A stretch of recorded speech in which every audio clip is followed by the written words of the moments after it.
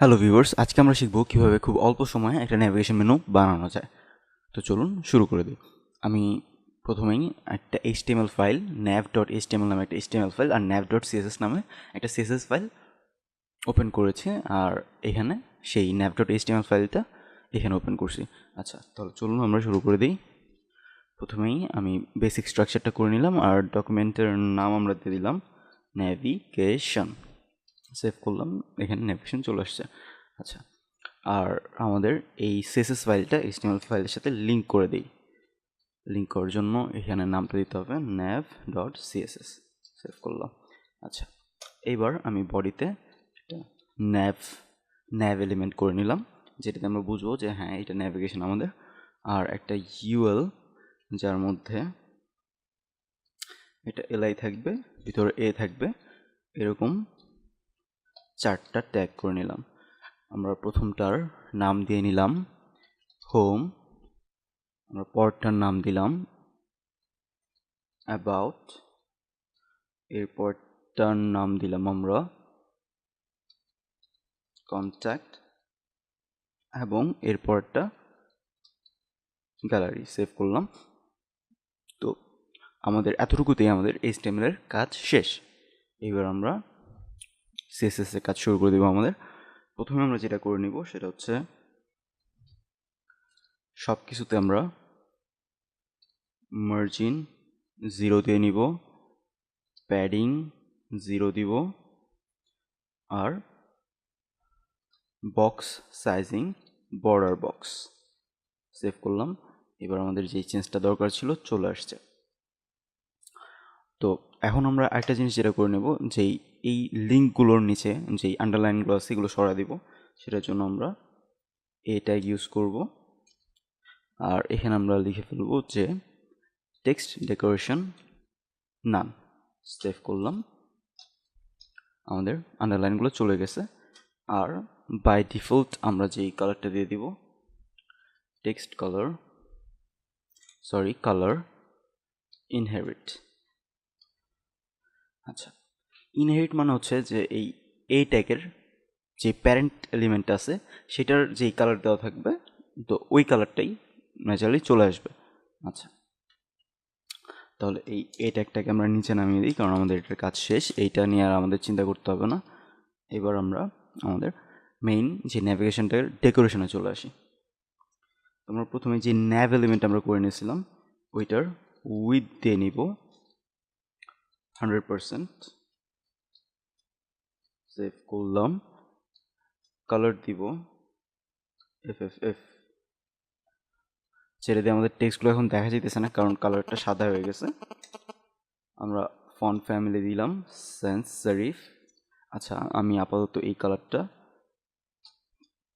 এরকম রাখতেছি যাতে সবাই দেখতে পারি। আচ্ছা, এবার আমরা ন্যাভের আন্ডারে যে ইউএলটা আছে এইটার ডিসপ্লে ফ্লেক্স দিয়ে দিব। আচ্ছা, এই ফ্লেক্সটা কি বা ফ্লেক্স বক্সটা কি, এটা নিয়ে যদি কারো কোনো জানার আগ্রহ থাকে তো কমেন্টে জানাবেন, আমরা নেক্সট এটা নিয়ে একটা ভিডিও করে ফেলবো। ফ্লেক্স বক্সটা যদি অনেক হেল্পফুল। আগে আমরা এগুলো ফ্লোট দিয়ে করতাম, এইসব জিনিসগুলো দিয়ে করতাম, এখন আমরা এগুলো ফ্লেক্স দিয়ে খুব সহজে করতে পারি।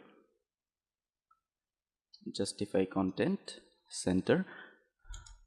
এখন সবগুলো বামে আছে, আমরা এটার মাঝখানে নিতে চাই, সেন্টার নিয়ে চলে আসলাম। এবার আমরা টেক্সট অ্যালাইন সেন্টার দিয়ে দিব, লেখাগুলি যাতে সব মাঝখানে চলে আসে। এখন আমাদের লেখাগুলো সব হিবিজিবি হয়ে আছে, সব এক জায়গায় আছে, এটাকে আমাদের ঠিক করতে হবে। এটার জন্য আমরা nav ul li flex basis 20% দিয়ে দিলাম। এবার সবগুলো দূরে দূরে চলে গেছে। আর লিস্ট স্টাইল টাইপ যদি নান দিয়ে দিই তাহলে আমাদের যেই বুলেট পয়েন্টগুলো আছে এগুলো চলে যাবে। এবার আমরা এটার ব্যাকগ্রাউন্ড কালার দিয়ে দিই টমেটো কালার দিয়ে দিলাম।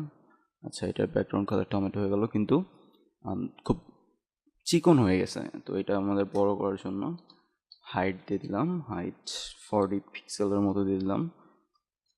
এবার হাইটটা বড় হয়ে গেছে কিন্তু লেখাগুলো উপরে আছে, এটার জন্য আমরা line height line height of 40 pixel দিয়ে দিলাম।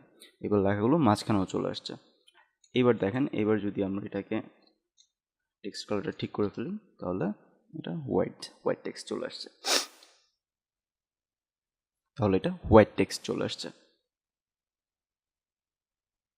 এবার আমাদের যেটা বাকি আছে সেটা হচ্ছে যে যখন আমরা এটার উপর মাউসটা আনতেছি তখন কিন্তু কালারটা চেঞ্জ হইতেছে না। তো একটা নেভিগেশন মেনুগুলো অবশ্যই আমাদের এই কালারটা চেঞ্জ করতে হবে। এটার জন্য সিম্পলি আমরা যা করব সেটা হচ্ছে nav eval li hover, যখন আমরা hover করব তখন আমরা ব্যাকগ্রাউন্ড কালার 178 একটা জাস্ট সিম্পল একটা ব্যাকগ্রাউন্ড কালার দিয়ে দিলাম। এই যে এবার যখন আমরা মাউসটা উপর আনতেছি তখন ব্যাকগ্রাউন্ড কালারটা চেঞ্জ হইতেছে।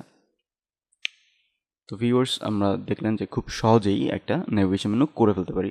আচ্ছা, আমাদের আর যে জিনিসটা বাকি আছে সেটা হচ্ছে যে এই সাইডের জায়গাটুকু এখনও সাদা।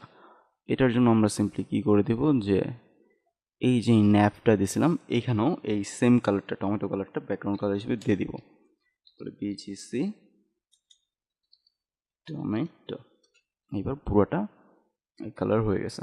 তো ভিউয়ার্স, এই ভিডিওতে এই পর্যন্তই। এই ভিডিওটা আমি খুব শর্ট রাখছি। নেক্সট ভিডিওতে এই যে মেনুটা আছে এইটাকে আমরা একটা ড্রপডাউন মেনু বানিয়ে ফেলবো, যে যখন আমরা হোভার করবো তখন যে সাব মেনুগুলো আছে সেগুলো দেখা যাবে। Thanks for watching.